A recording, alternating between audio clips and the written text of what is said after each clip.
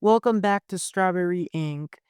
Today's episode covers a haunting and deeply tragic case out of Mississippi, one that has shaken an entire community and raised difficult questions about justice, mental health, and family. This is a case of Carly Madison Gregg.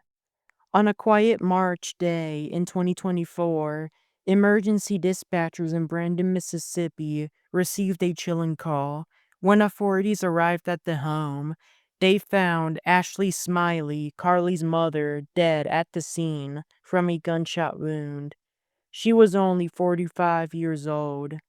Her death was ruled homicide by gunshot by the Rankin County Coroner's Office, and her body was transported to the facility on Government Street in Brandon. In the same home, Carly's stepfather, Heath Smylie, was seriously injured.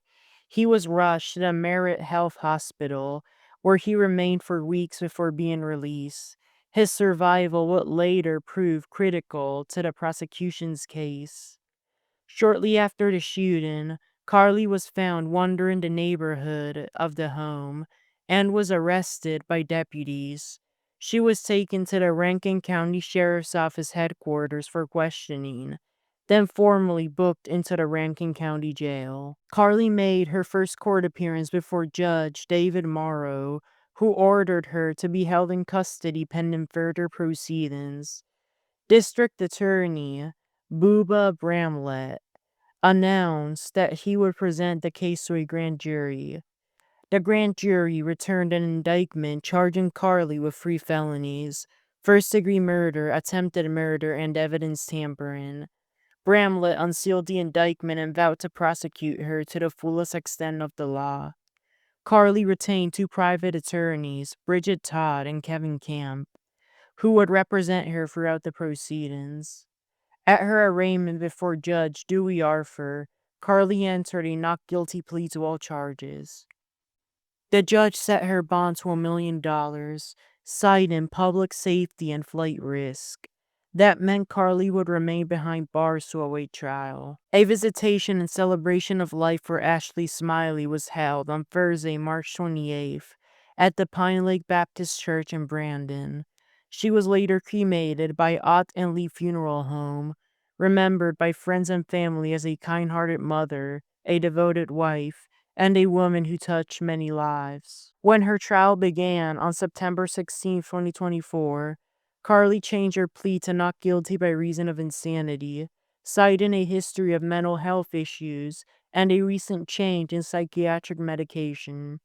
The courtroom filled with emotion as both sides laid out their cases. The trial lasted 5 days.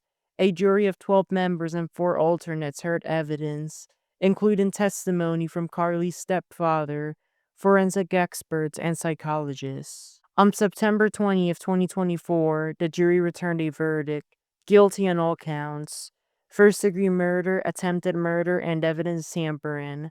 That same day, during the sentencing phase, the jury recommended the maximum penalty: life in prison without the possibility of parole for the murder of her mom, Ashley Smylie. Judge Dewey Arthur affirmed the recommendation and added concurrent sentences for the other 2 convictions. Carly has since filed an appeal, but Judge Arthur refused to overturn the conviction nor grant a new trial. As of now, her case remains under appellate review.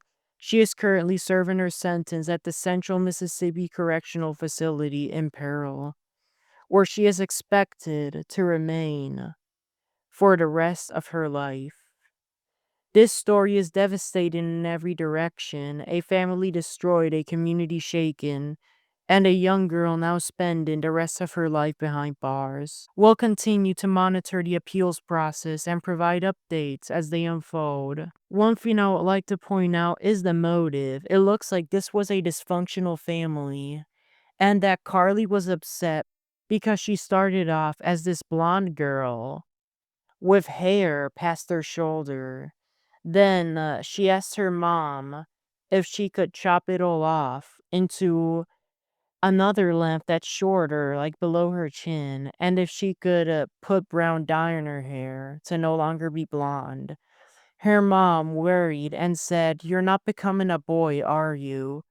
Her mom was worried about her coming out as a transgender boy. Therefore, Carly was offended with that comment and killed her mother. That's a speculation, and who knows, maybe Carly might have been dealing with gender identity issues, or maybe she was just an outcast.